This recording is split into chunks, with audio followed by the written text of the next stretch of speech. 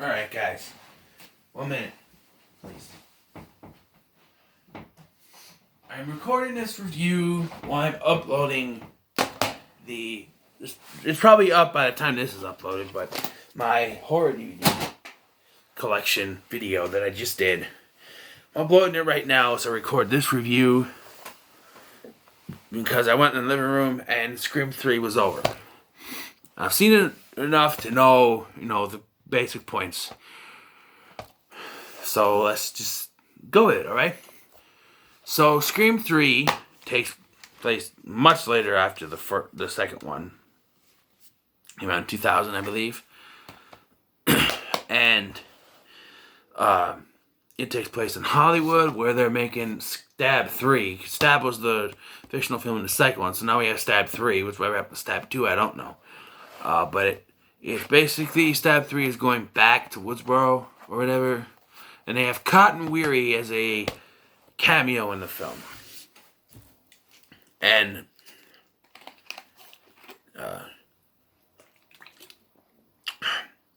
the killer shows up, starts killing people. Just first thing I want to talk about is the history with this film. Alright? I mentioned this in my Scream 2 review. This is supposed to be a different film. And it would have made sense with the whole rest of the series if they went this way. But originally, Matthew Lillard was supposed to come back as Stu.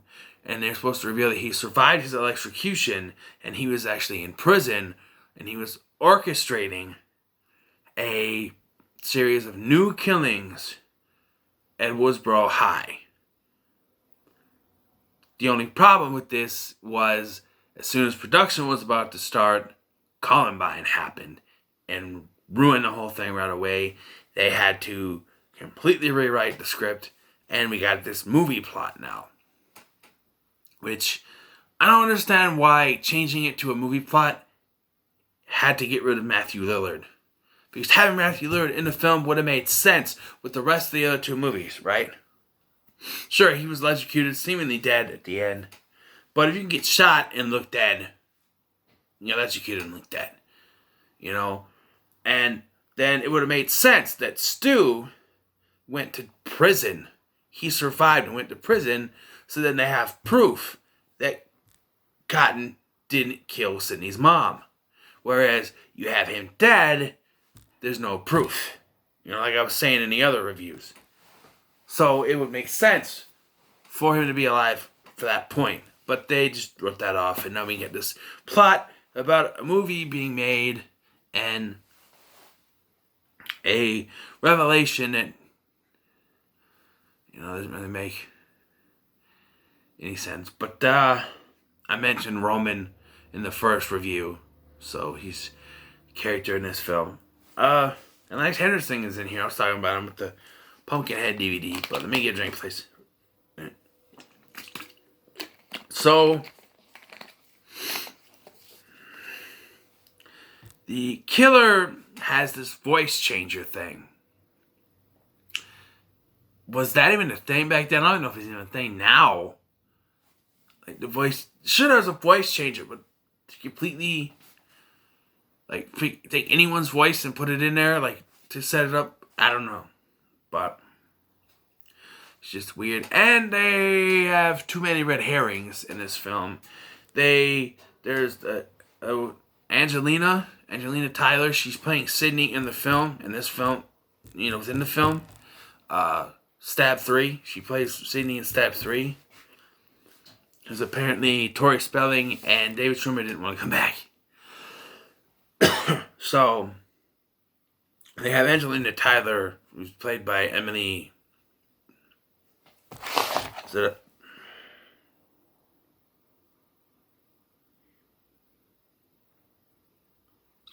Mortimer? Emily Mortimer. And they set her up as a red herring. They set her up she's got a mask. A ghost face mask. So she could be the killer. And then they set up the detective guy played by Patrick Dempsey. That he might be a killer because he's obsessed with finding Sydney, like Ghostface is.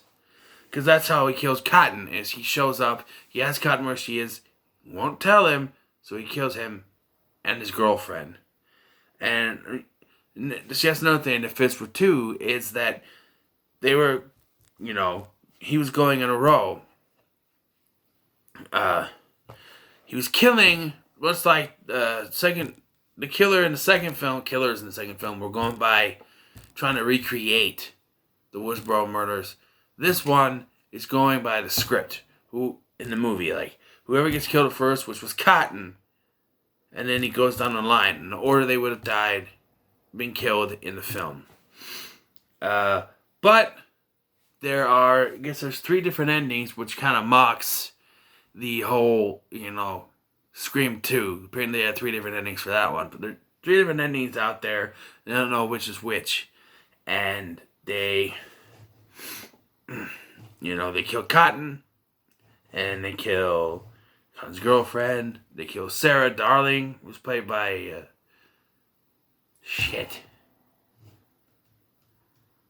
she's married to Mark Wahlberg. Jenny McCarthy. Yeah.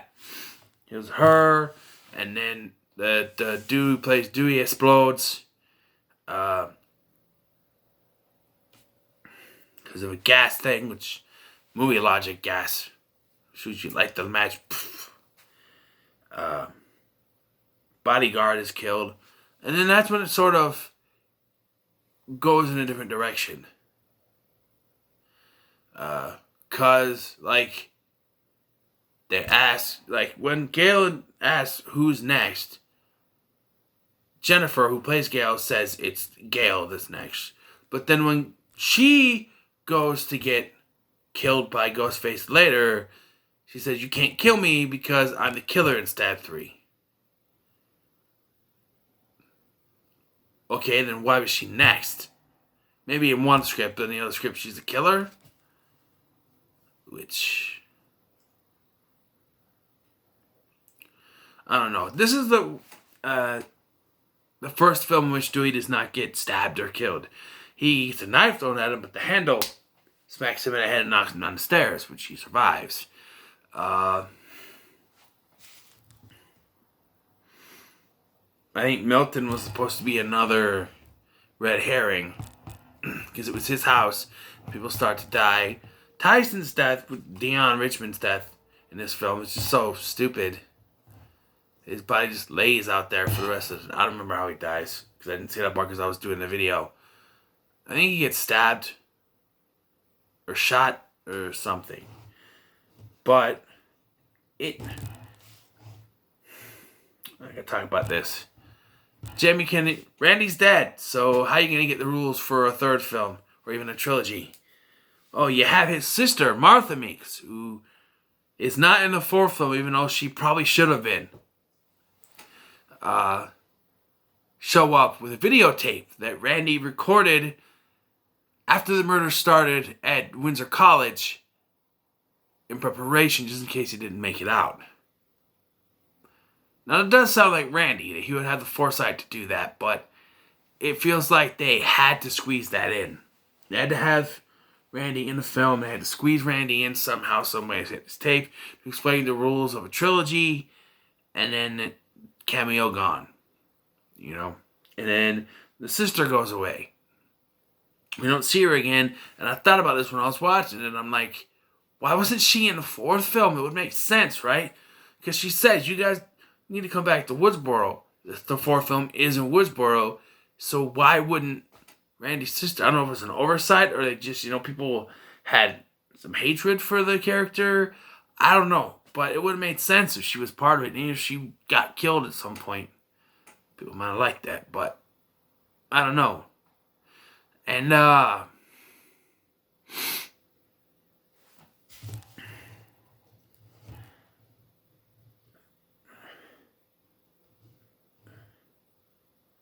so there's this mystery surrounding Maureen Prescott, or Rena Reynolds, as she called in Hollywood.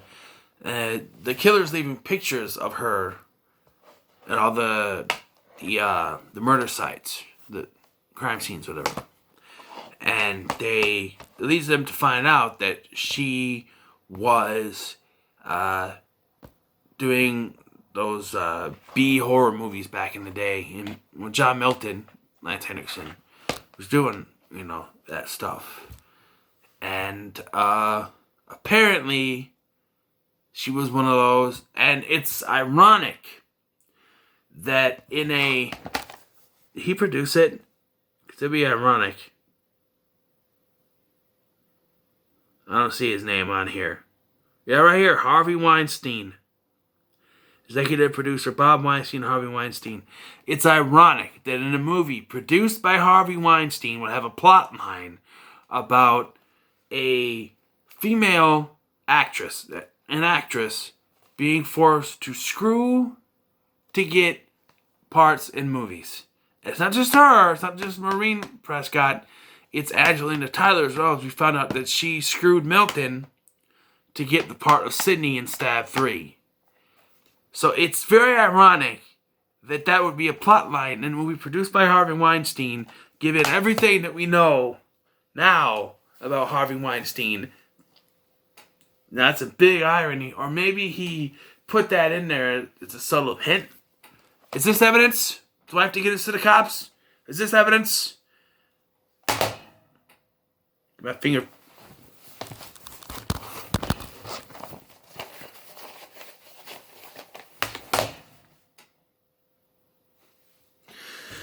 It's probably not evidence, but yeah. It's just weird, isn't it? They had that in here, and then years later, Harvey Weinstein's found out about what he did. So yeah, didn't think of that till just now doing this. So yeah, there's that plot, and that kind of leads into who the killer is. Roman is the killer, and there's a scene where they go down and they check, or was it Jennifer checks the down there and finds Roman's dead body. But how is he using does he go jigsaw and use some kind of medicine that slows heart beats or something? I don't know how he did it, because he wasn't breathing. It looked like he was breathing, and it said he was dead. So I don't know, but he ends up being a killer, and it's revealed that he was the product of the screwing around she did in Milton's heyday, and she put him up for adoption, but he found out who she was, and by that time she had a new family with Sidney and Sidney's dad, and it's revealed that he was the one. He was videotaping. He had videotaped proof of Maureen screwing around with Billy's dad. He showed the footage to Billy. He set everything up from the beginning. Maureen's death was his fault. Which I kind of like that, but then you kind of think that's just thrown in there. Like, it was last minute. Oh, we'll make him Sidney's brother, and he was responsible for Maureen's death all along. I hear people say that this is a terrible movie, and it's not terrible. It's not good, but it's not great. It's okay. Just, yeah. So Sidney, like the other ones, he dies. And they had this weird thing. And Sidney's not in half of the film, because she's in hiding. But then when Ghostface finds her, then, because I think maybe why I said Jigsaw is that he calls her on the phone, which that's not Jigsaw, so I don't know why I got it, but when Ghostface finds her, she's forced to come out of hiding, and that's when she's in the film. So yeah, I don't know why, but yeah, there's that. It's decent. I'm gonna give it a 7 out of 10 at least. For Scream 3, At the end of the film, I guess I should say, she's leaves the gate open and she's not afraid anymore, even though they made a fourth one after that, so it's kind of pointless. And she's dating a detective, apparently. He's not in the fourth one either. Spoiler. And Dewey proposes to Gale because they got together after the second film, but it didn't work out, and then he proposes to her. And I give it a 7 out of 10. So what are your thoughts on Scream 3? Let me know in the comments below. And remember to like, share, subscribe, and as always, love, peace, and chicken grease. What the hell? Oh no, it's recording. What am I doing? I'm stupid.